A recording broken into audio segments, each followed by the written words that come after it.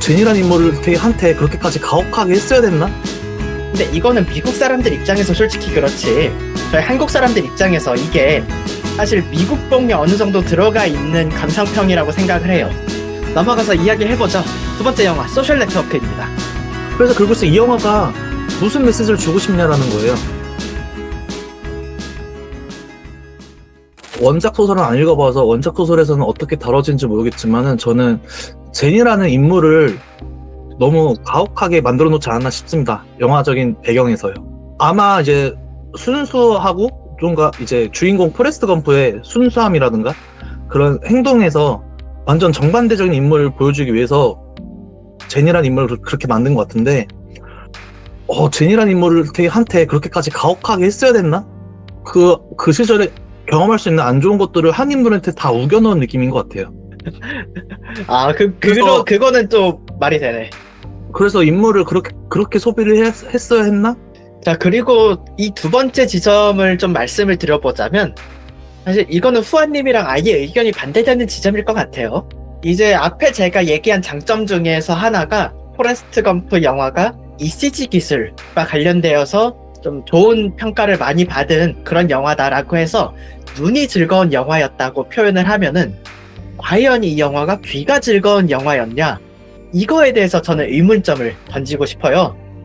음악과 관련되어서 처음에 음악이 굉장히 좋지 않았냐라고 말씀 주셨는데, 저는 포레스트 검프 이 2시간 15분짜리 영화를 보고 나서 음악과 관련되어서 아무런 감상을 느끼지 못했어요. 저도 지금 생각해보면 사실 처음과 끝에 나오는 배경음악 말고는 생각나는 게 없어요. 뭐 중간에 노래 있어봤자 중간에 이제 제니가 무대에서 포크송 부르는 거? 그렇죠. 그래서 뭐 그렇게 말씀하신다면은 근데 저는 그러니까 여기에 대해서 한마디만 얹자면은 여자 주인공이 무대에서 노래 부른 것도 그렇고 엘비스 프레슬리 TV에서 나오는 그 장면도 그렇고 행동이라고 해야 될까요? 시각적인 부분에서 오히려 더 주목이 되는 장면들이라고 생각하거든요. 그것들이 저는 그러한 부분들조차 사실 시각에 좀 더 집중된 영화라고 생각해서 눈이 즐거운 영화지 귀가 즐거운 영화는 아니지 않느냐. 전 솔직히 이제 비판점은 더 못 찾겠고 영화에 대해서 보는 관점이 달라졌습니다. 이번 영화를 보고 나서 어제 보면서 든 생각이 이거는 로맨스 영화예요. 로맨스 영화? 오, 첫사랑이 성공한 로맨스 영화죠.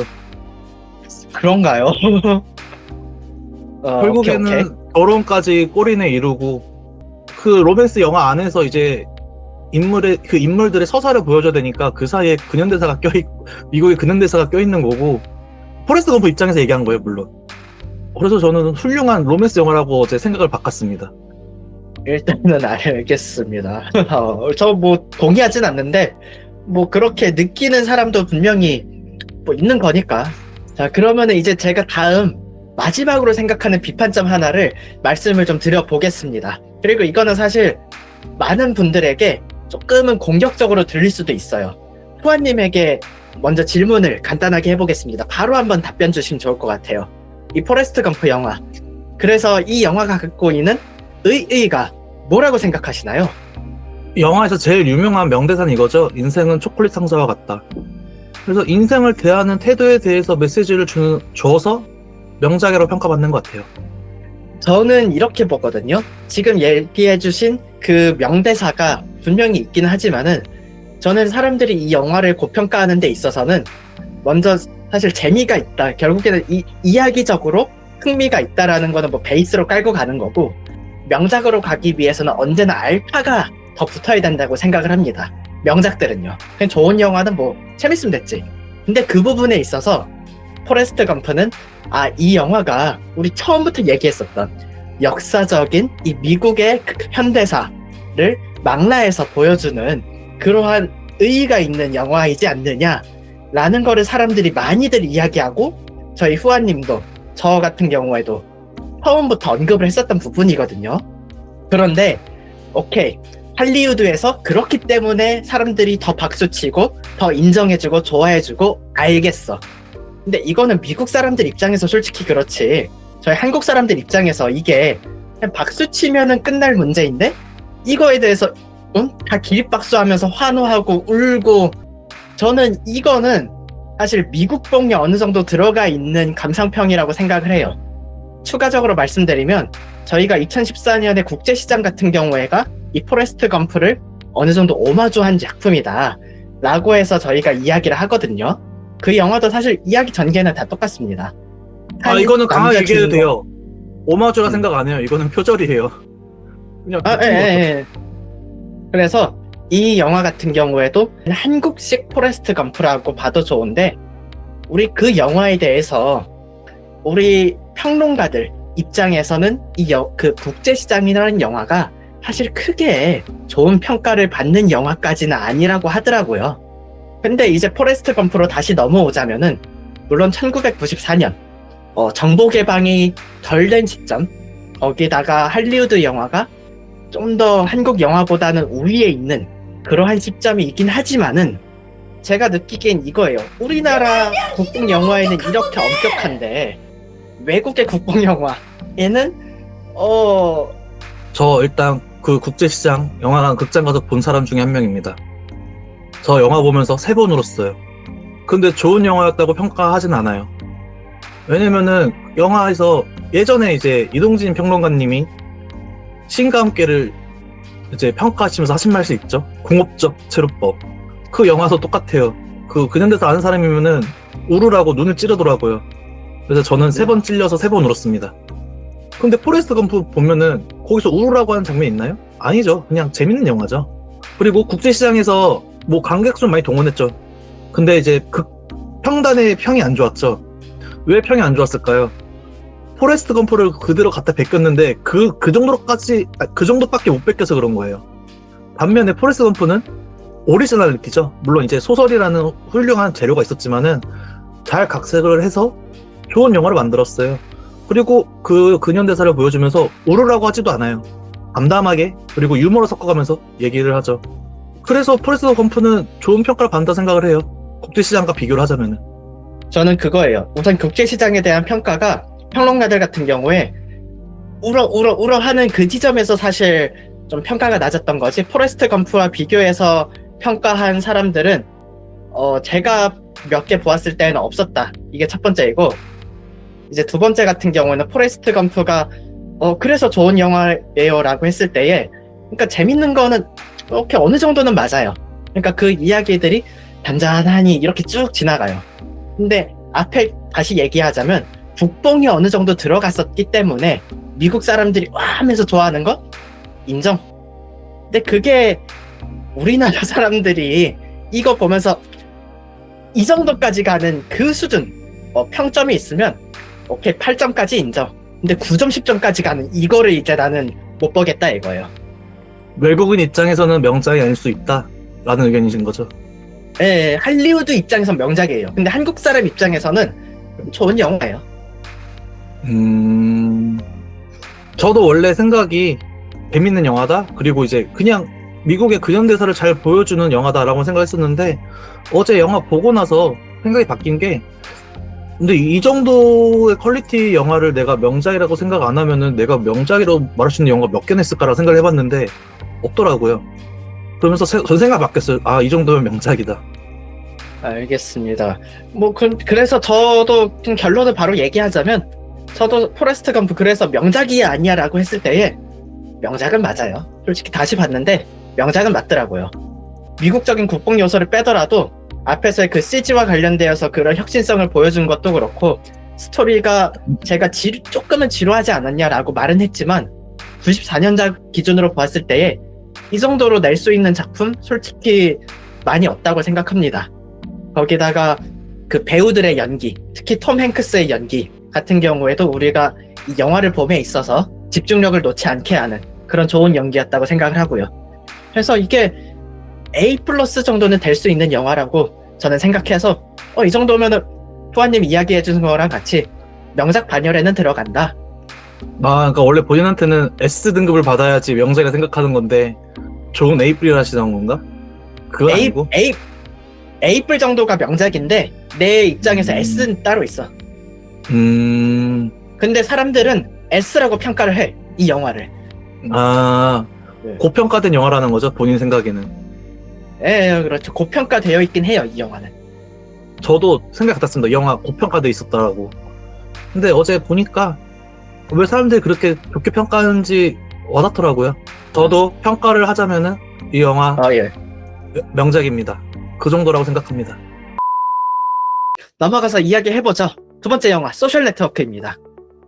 네, 에드가님 소셜 네트워크에 대해서 간략하게 소개 부탁드립니다. 네, 소셜 네트워크를 말씀을 드려보자면은 과거 페이스북, 현재 같은 경우에 메타이죠. 설립자 마크 주커버그에 관련된 이야기인데요. 그래서 이 사람이 이 페이스북을 어떻게 만들게 되었느냐라고 하는 설립 과정과 관련된 그런 이야기들. 다만 이 영화는 단순히 그 과정에 대해서만 이야기하는 게 아니라 거기에 걸쳐져 있는 어떠한 소송이랄지 아니면은 사람들과의 관계에서 이어져 오는 그런 갈등들까지 잘 그려낸 그런 작품인데, 그래서 이 작품이 골든글러브 같은 경우에는 이제 감독상이랄지 뭐 작품상 이런 것들도 다 받았지만, 사실 그 해에 오스카에서는 음악상이나 혹은 3관왕 정도는 한 걸로 알고 있는데, 그 이외의 주요한 감독, 뭐 작품상 이것들을 그 해에 받지는 못했었거든요. 뭐 그럼에도 불구하고 속도감, 박진감 이런 것들에 대해서 우리가 아직까지도 기억하고 충분히 명작으로서 사람들이 이야기를 하는 그러한 지점이라고 생각을 합니다. 후아님, 그러면 이 소셜 네트워크 작품에 대해서 요번에 최근에 다시 보고서 느낀 장점 먼저 소개해 주실 수 있을까요? 일단은 저는 이 영화 처음 개봉했을 때 그때는 이제 고등학생 신분으로 처음 봤었고 10년 넘어서 다시 오랜만에 봤는데 영상 보면서 초반에 인상 깊었어요. 영상 초반부에 여자친구한테 말실수해서 차이고 나서 기숙사로 돌아오면서부터 영화가 이제 시작이 되죠. 그 한쪽에서는 아싸들이 기숙사방에서 사이트를 만들고 다른 한쪽은 인싸들이 파티라는 장면들이 교차되면서 이제 속도감 있게 진행이 되는데, 그때 보여주는 그런 조명들의 색감? 그래서 그런 영상미가 이 영화의 장점 중 하나라고 생각합니다. 그 다음 장점을 제가 한번 말씀을 드려보자면, 앞에 이 소셜 네트워크 영화에 대해서 이런저런 부분들 말씀을 드렸지만 감독에 대해서도 좀 짚고 넘어가고 싶어요. 장점에서.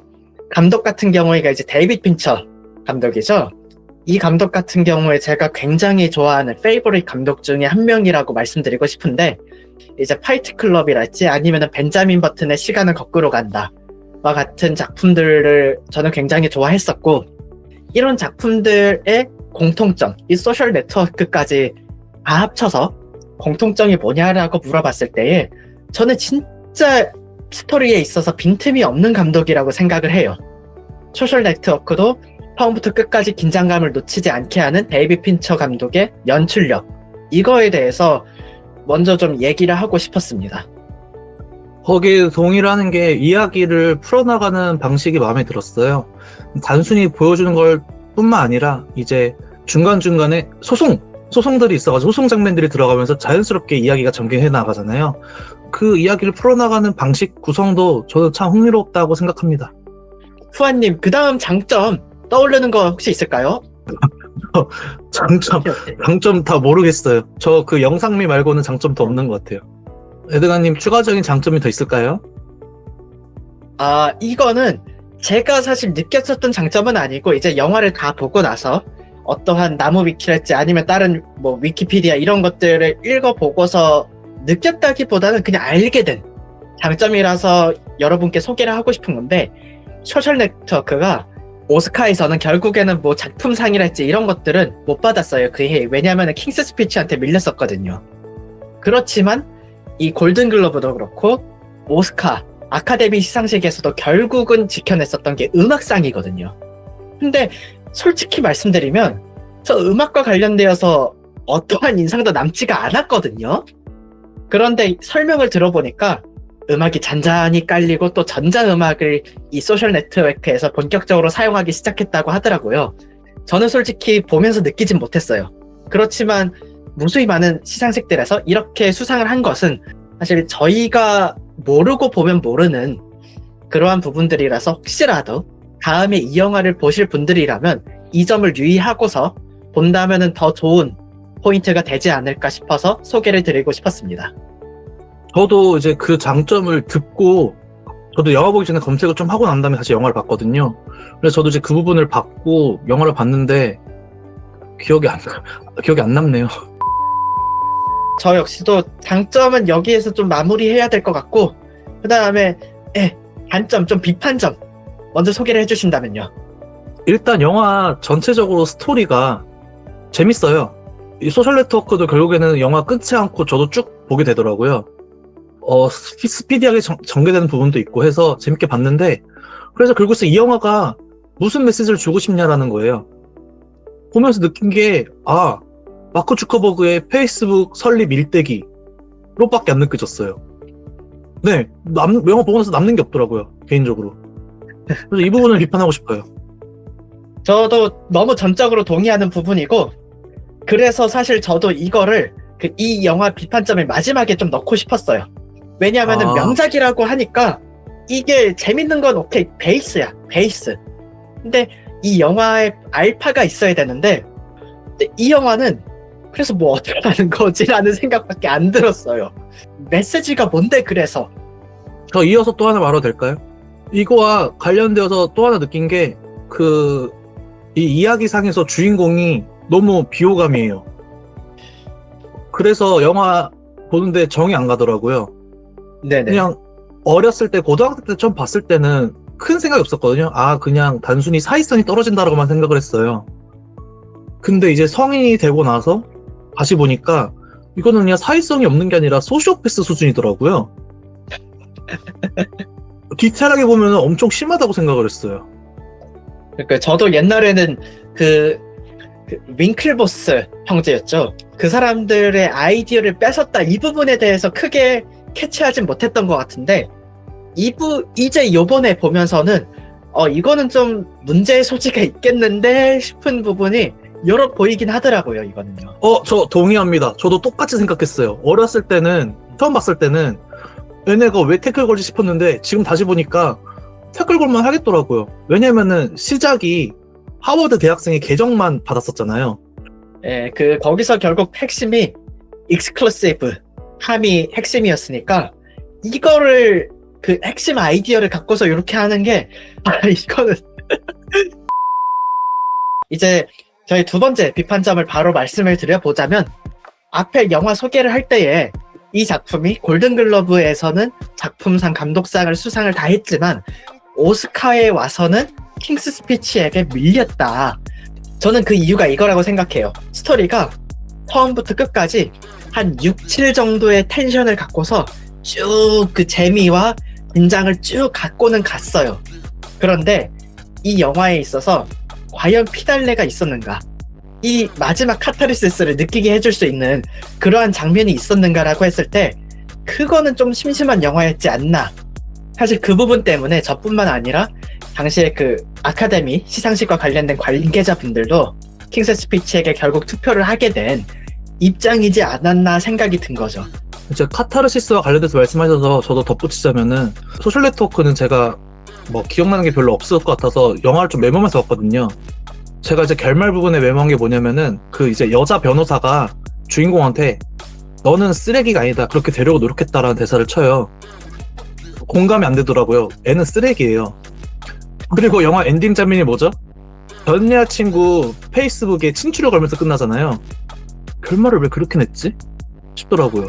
물론 이거는 저도 해석을 봐서 알게 된 내용이긴 한데, 영화 포스터, 한글 거 말고 영어 포스터를 보았을 때에도 5억 명의 친구를 얻기 위해서는 몇 명의 에너미를 만들 수밖에 없다 라는 것이 이 영화 포스터에서부터 나오는 문구이거든요. 그리고 이제 마크 주커버그 같은 경우에는 돈과 명예와 아무래도 수많은 친구들, 페이스북을 통한 수많은 친구들을 사실상 얻었다고 보는 게 맞는데, 이런 양적인 문제는 치차하고 과연 이 사람이 진짜 옆에 있는 친구들, 질적인 부분에서 챙겼느냐 라고 했을 때 그거는 아닌 거잖아요, 결국에는. 그런 관점에서 이제 에리카에게 돌아오는 거죠. 에리카, 과거의 여자친구에게 마지막에 친구 요청을 보내면서 진짜 친구가 될 수 있는 그런 사람을 갈망하는 그러한 장면으로서 마지막에 넣었다고 좀 해석을 보았습니다.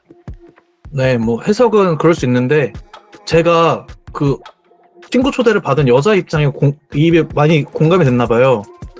제가 그 여자였으면은 화가 많이 났을 것 같습니다. 그래서 저는 결말이 잘 이해가 안 됐어요.